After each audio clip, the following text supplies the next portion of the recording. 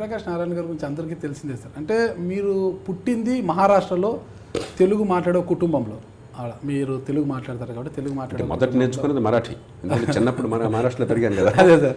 కానీ మీరు చదువుకుంది విజయవాడలో. విజయవాడ కాదు, గొడవరి గ్రామంలో.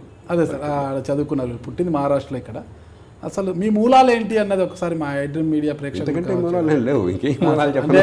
మీరు ఎక్కడ నాన్నగారు మహారాష్ట్రలో ఎక్కడ ఉండేవారు, ఏ ప్రాంతంలో ఉండేవారు, నాన్నగారు ఏం చేశారు? ఒక చిన్న ఊరు. నేను నాగ్పీరా సార్?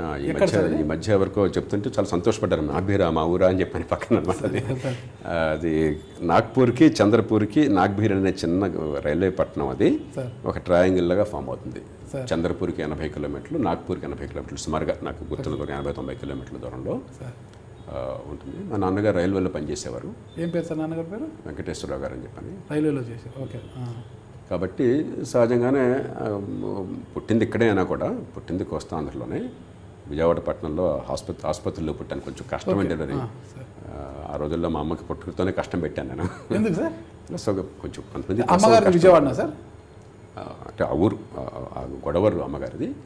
కాబట్టి హాస్పిటల్లో డెలివరీ కావాల్సి వచ్చింది. కొంచెం ప్రసవం కష్టం వచ్చేసరికి బాలమ్మ గారు.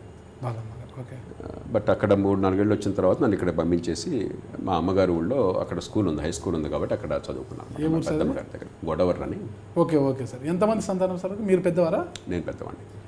మళ్ళా సార్ తర్వాత ఒక తమ్ముడు, అంటే తర్వాత ఒక చెల్లెలు ఉండేది. కానీ చిన్ననాడే నాకు 2-3 ఏళ్ళ వయసు ఉన్నప్పుడు పోయింది. నాకు కరెక్ట్గా ఏ వయసు కూడా గుర్తులేదు. నాకు సంవత్సరం మీరే చిన్న వయసు అన్నప్పుడు మీకేం గుర్తుంటుంది? నాకు 3 ఏళ్ల వయసు లోపలే పోయింది. రాణి అని పేరు గుర్తుంది, మొహం నాకు ఏదో అంటే అస్పష్టంగా మొహం మనసులో ఉంది. చిన్న వయసు కదా. ఆ పాప చిన్ననాడే ఏదో విరోచనాలు వగేరా డీహైడ్రేషన్ వల్ల పోయింది. తర్వాత నా తమ్ముడు, ఆయన రైల్వేలో పనిచేసి రిటైర్ అయినాడు. Okay sir. విజయవాడలో ఉంటాడు. ఆ తర్వాత నా తర్వాత 10 ఏళ్లకి చిన్న తమ్ముడు, ఆయన లాయర్గా ప్రాక్టీస్ చేస్తున్నాడు ఇక్కడ హైదరాబాద్లోనే సార్. సార్ నేను 2009లో 2010లో మిమ్మల్ని చిత్తూరు జిల్లా మదనపల్లిలో కలిశాను సార్ మిమ్మల్ని. నేను అప్పుడు ఒక పత్రికలో పనిచేసాను. అప్పుడు ఒక ప్రెస్ మీట్లో వచ్చి చూశాను. ఆ రోజుకి ఈ రోజుకి మీలో ఏమీ మార్పు లేదనమాట. అట్లే అంటే నాకు కాలేజీలో ఉన్న వాళ్ళు కూడా జుట్టు కొంచెం నెరిసింది కానీ పెద్దగా మార్పు లేదని అంటారు. కారణం ఏంటి సార్? అంత వాస్తవం కాకపోవచ్చు కానీ కొంచెం అతిశయోక్తి ఉంటుంది.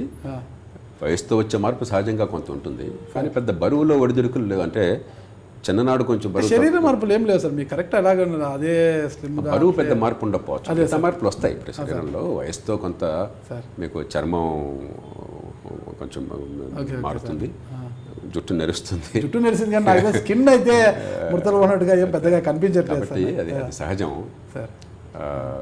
చిన్ననాడు నేను బాగా లావు ఉండేవాడిని. Okay sir. నాకు తెలియదు ఆ సంగతి. అంటే లావున్నానన్న స్పృహ నాకు లేదు కాబట్టి పెద్దగా అద్దాల్లో చూసుకునేవాళ్ళం కాదు కాబట్టి ఫోటోలు చాలా ఎక్కువ లేవు, పెద్దగా లేవు. 13 ఏళ్ళ దాకా, అంటే స్కూలు 13 ఏళ్ళకి వదిలేశాను నేను. ఇంటర్మీడియట్ 13 ఏళ్ళకి వచ్చాను, మొట్టమొదటి ఇంటర్మీడియట్ బ్యాచ్. అప్పుడు దాకా స్కూలింగ్ అయిపోయింది సార్. 10వ తరగతి అయిపోయింది. అదేంటి సార్, అది మినిమం 15 ఇయర్స్ ఏదో మొత్తం స్కూల్లో ఏజ్ ఎక్కువ పెట్టేసి లాగించారు. కొంచెం అందరికంటే ఫాస్ట్గా అయిపోయింది అనమాట. ఓకే.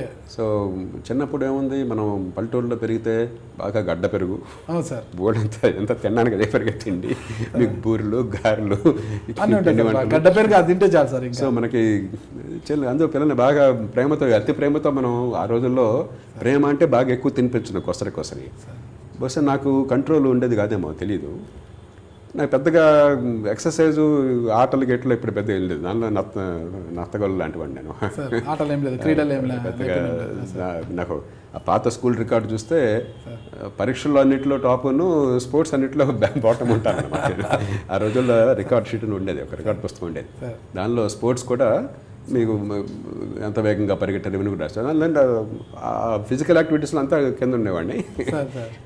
బహుశా ఆ కారణము తిండి ఎక్కువ కావడం చేత అప్పుడు లావుగా ఉండేది. కాలేజీ రాగానే ఒక్క దెబ్బకి మొత్తం పోయింది. ఎందుకంటే నాకు కొంచెం ఇంటర్మీడియట్ లోయలో కాలేజ్, ఆంధ్రాలో హాస్టల్లో ఉండేవాడిని. ఎందుకంటే ఇంట్లోనేమో మా పెద్దమ్మకి నన్ను పెంచిన పెద్ది, ఆమె బాగా శుద్ధి.